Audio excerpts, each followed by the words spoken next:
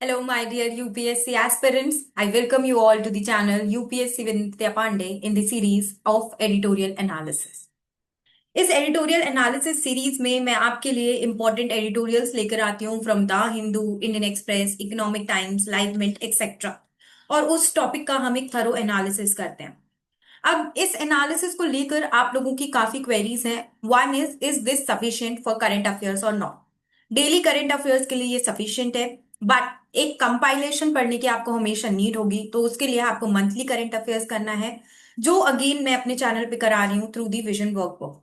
Another thing is, क्या इस PDF से आपको नोट्स बनाने हैं? तो नहीं, इस एनालिसिस को आपको अच्छे से देखना है और इन पीडीएफ्स को आप कलेक्ट कर सकते हैं। इससे आपको नोट्स नहीं बनाने हैं, ऑलरेडी नोट्स फॉर्म में मैं आपको दे रही हूँ। So these were some of the questions जो आप लोगों के आ रहे थे, सो आई थॉट कि मैं इनको एड्रेस कर देती हूँ।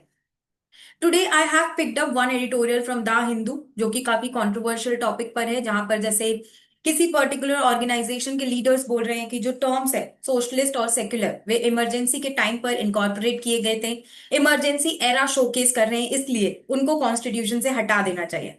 तो इसमें हमारे मतलब की चीज ये है, क्या कंट्रोवर्सी चल रही है, that is not of use. But since it is in news, तो आपको ये जानने की जरूरत है कि आखिर ये सोशलिस्ट सेक्युलर क्या, इन इन टर्म्स का मीनिंग क्या है, क्या इनकी इंपॉर्टेंस है, कहां पर हमको इंडियन कॉन्स्टिट्यूशन में सोशलिज्म सेक्युलरिज्म देखने को मिलता है, what are the challenges that are being faced and what can be the way for. दूसरा टॉपिक मैंने इकोनॉमिक टाइम्स से लेकर आई हूं, although I went through Hindu, Indian Express, but topics काफी रिपीटेटिव थे, इसीलिए फिर मैं इकोनॉमिक टाइम्स पे गई, जहां पर मुझे एक काफी अच्छा टॉपिक मिला, विच इज लाइक चेंजेस या फिर एक नई मेथोडोलॉजी डेवलप करना for the consumer price index.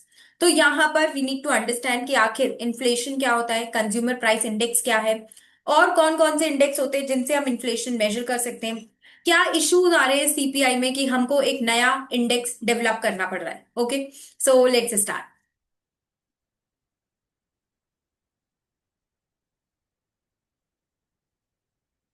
Today it's 4th of July।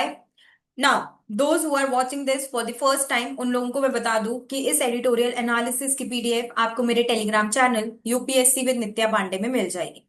The link of the Telegram channel is also there in the description. So the first editorial is by general secretary of Communist Party of India, Marxist. But काफी लोग बोलते हैं कि हिंदू जो है वो बहुत ज्यादा लेफ्ट है। वो लेफ्ट है, लेकिन आपका खुद भी तो एक कोई ओपिनियन है, आप न्यूट्रल रहो, आप उसमें से उस तरह के पॉइंट्स निकालो जो यूपीएससी के लिए यूज आ रहे हैं, ठीक है?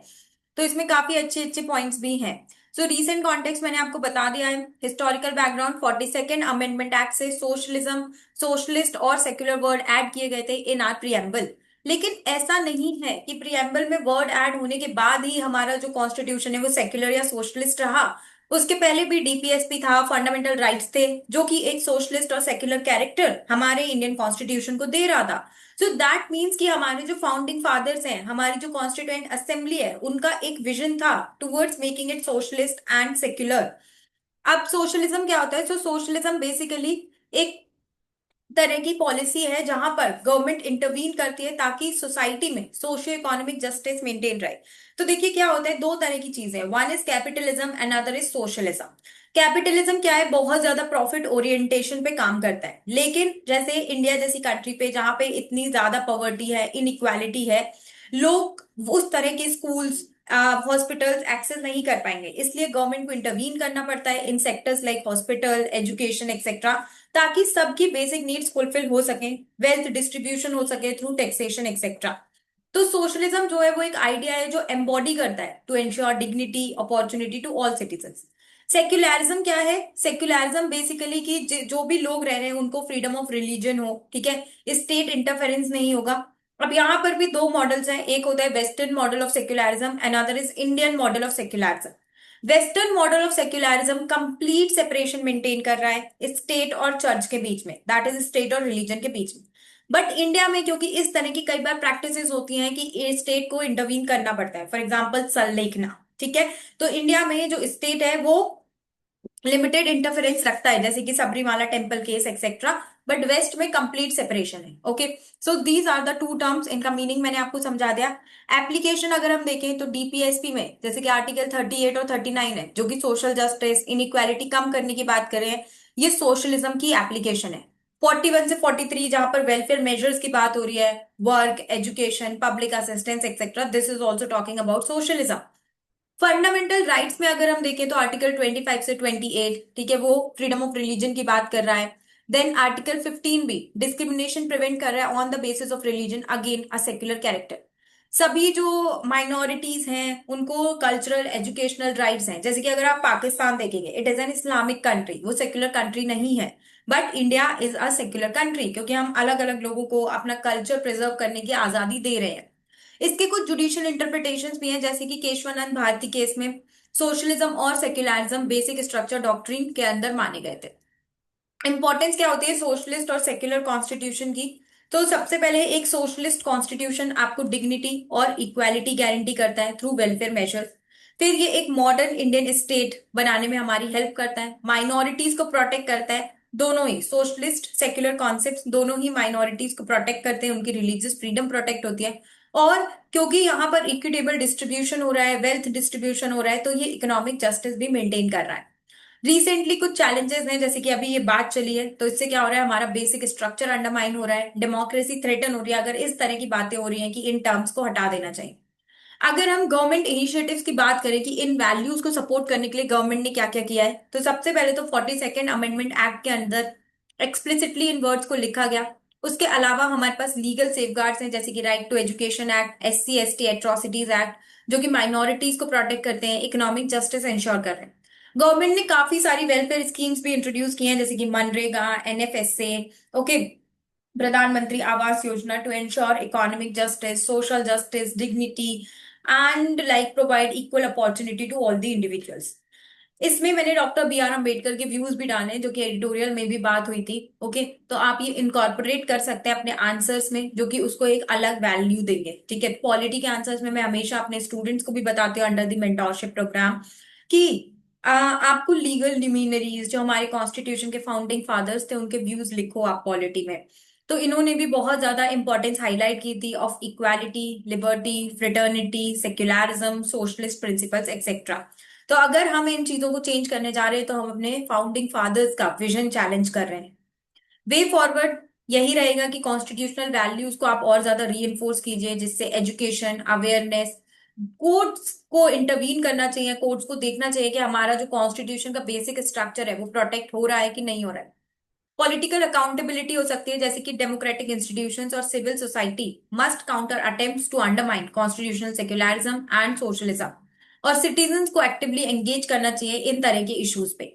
ये एक यूपीएससी मेंस क्वेश्चन है जो कि आप लोग अटेम्प्ट कर सकते हैं। You can send it in the chat section और in my Telegram group for evaluation. In the light of recent controversy, examine the legal, political, and moral issues regarding the addition of the words socialist and secular to the preamble of the Constitution of India. तो इसको आप attempt कीजिए, ये काफी ज्यादा आपके लिए beneficial रहेगा। नेक्स्ट हमारा जो है वो CPI पे। तो सबसे पहले हम समझ लेते हैं कि ये इन्फ्लेशन क्या होता है।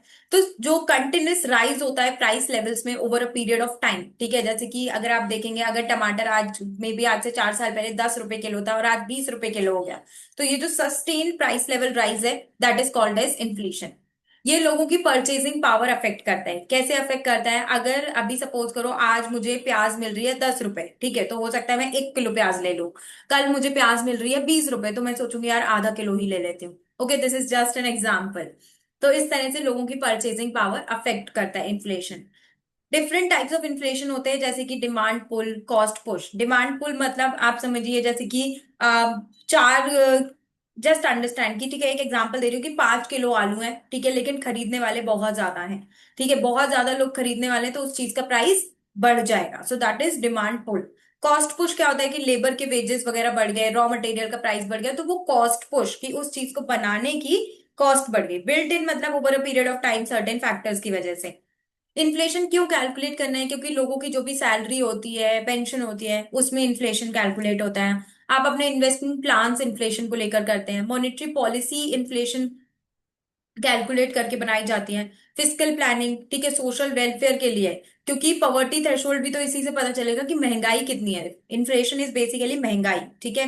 तो सोशल वेलफेयर के लिए हमें इन्फ्लेशन कैलकुलेट करना बहुत ज्यादा जरूरी है। डिफरेंट इंडाइसेस जो कि इन्फ्लेशन को मेजर करने के लिए यूज किए जाते हैं, तो लाइक वी हैव जैसे कि कंज्यूमर प्राइस इंडेक्स जो कि रिटेल इन्फ्लेशन मेजर करता है, मतलब कंज्यूमर ने कितने रुपए पे वो खरीदा, ठीक है, तो वो कंज्यूमर प्राइस इंडेक्स होता है। ये मंथली पब्लिश किया जाता है by the ministry of statistics and programme implementation. इसके भी काफी टाइप्स हैं, जैसे कि CPI combined, CPI rural, urban etcetera, ये आप पढ़ सकते हैं।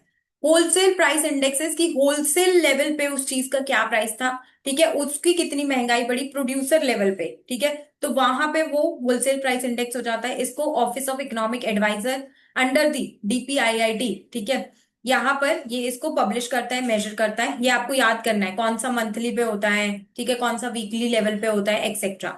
सीपीआई ये तो मैंने बता दिया कि कंज्यूमर्स जिस प्राइस पर गुड्स एंड सर्विसेज खरीद रहे हैं, ठीक है, कॉस्ट ऑफ लिविंग दिखा रहा है। ये बेस ईयर पे कैलकुलेट होता है, मतलब 2012 के कंपैरिजन में अब कितना प्राइस बढ़ गया है वो इसका एक बेस ईयर होता है। इसमें बेसिक चीजें आती है जो लोग खरीदते हैं, जैसे कि फूड, हाउसिंग एक्सेट्रा, और रूरल और अर्बन कंजम्पशन पैटर्न के लिए सेपरेट इंडाइसेस हैं। इंपॉर्टेंस इसकी यही है, जैसे कि भाई जो इन्फ्लेशन के कैलकुलेट करने के लिए physical planning, monetary policy, social welfare etcetera, policy planning, price stability. Issues क्या क्या है सीपीआई के साथ, जैसे कि इसकी कंजम्पशन बास्केट अब आपने 2012 की ले रखी है, तब से लेकर अब तक जो कंज्यूमर बिहेवियर है काफी ज्यादा चेंज हो गया होगा, ठीक है, तो ये बहुत ज्यादा आउटडेटेड है। फिर इसमें सर्विसेज जो इसकी basket of goods and services है, उसमें जो सर्विसेज इंक्लूडेड है वो भी आउटडेटेड है। तब से लेकर अब तक सर्विसेज चेंज हो गई होंगी, तो वो इंक्लूड करनी है। फिर regional granularity, that is state level prices इसमें इंक्लूड नहीं है, ठीक है, वेरिएशन होते हैं प्राइसेस में अक्रॉस स्टेट्स, वो ये कैप्चर नहीं कर पा रहा है। सैंपल साइज इसका कम है क्योंकि ये 2012 के हिसाब से चल रहा है। डिजिटल ई कॉमर्स डेटा इसमें है नहीं, बेस ईयर रिवीजन इसमें डिले हो रहा है। तो नई मेथोडोलॉजी क्यों चाहिए इन सारे इश्यूज से डील करने के लिए? सर्विस ड्रिवन इकोनॉमी, ठीक है, basket of goods and services improve करने के लिए, ई कॉमर्स डेटा इंप्रूव करने के लिए सीपीआई बास्केट को ब्रॉडन करना पड़ेगा, ग्रैन्युलर डेटा चाहिए, ई कॉमर्स डेटा चाहिए, सैंपल साइज बढ़ाना है, बेस ईयर रिवाइज करना है, एक्सेट्रा। वे फॉरवर्ड क्या रहेगा कि पीरियोडिकली आप रिवाइज कीजिए सीपीआई बास्केट को। Artificial intelligence, big data tools को यूज कीजिए ताकि इन्फ्लेशन प्रॉपर तरीके से ट्रैक की जा सके। ट्रांसपेरेंसी, एक्यूरेसी इंप्रूव होनी चाहिए ताकि हमें प्रॉपर पता चले कि क्या इन्फ्लेशन है। जितने अच्छे से हमें पता चलेगा इन्फ्लेशन लेवल्स के बारे में, उतना बेटर रहेगा हमें अपनी पॉलिसी मेकिंग के लिए। ओके, सीपीआई और डब्ल्यूपीआई डेटा को हार्मोनाइज कीजिए, उसमें कोहेरेंस लेके आइए और रीजन स्पेसिफिक सीपीआई बनाइए, क्योंकि प्राइस वेरिएशंस होते हैं, ठीक है। फिर फीडबैक लूप्स आप इंस्टीट्यूशनलाइज कर सकते हैं। So this was all about today's editorial analysis, जहां पर हमने दो टॉपिक्स कवर किए। One was the socialist and secularism in the Indian constitution and another was on inflation. I hope आप सभी लोगों को ये ब्रेकडाउन काफी हेल्पफुल लगा होगा। Thank you for watching this video and keep working hard. Good luck everyone.